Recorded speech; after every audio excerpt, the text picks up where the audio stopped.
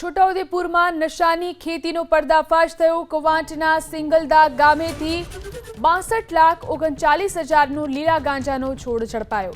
ભગુભાઈ રાઠવાના ખેતરમાંથી ઝડપાઈ ગાંજાની ખેતી। 124.790 કિલો લીલો ગાંજો મળી આવ્યો। લીલા ગાંજાના 151 છોડ સાથે ભગુભાઈ રાઠવાની અટકાયત કરવામાં આવી। વધુ જાણકારી મેળવી અમારા સંવાદદાતા રેહાન ફોન લાઈનથી જોડાયા છે। રેહાન, કવાંટમાંથી જે લીલો ગાંજો ઝડપાયો છે તેને લઈને વધુ શું જાણકારી?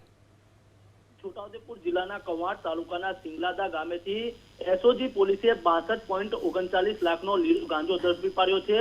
બાતમીના આધારે એસઓજી પોલીસે રેડ કરતા ભગુભાઈ બુટિયાભાઈ રાઠવાના ખેતરમાંથી લીલા ગાંજાનું વાવેતર ઝડપાયું હતું। પોલીસે વનસ્પતિજન્ય લીલા ગાંજાના 151 છોડ સાથે આરોપીની ધરપકડ કરી છે। એસઓજી પોલીસે કવાંટ પોલીસ મથકમાં એનડીપીએસની કલમો હેઠળ ગુનો નોંધી વધુ તપાસ હાથ ધરી છે। હાલ કહી શકાય કે એસઓજી પોલીસને મોટી સફળતા મળી છે। જી આભાર તમામ જાણકારી આપવા માટે।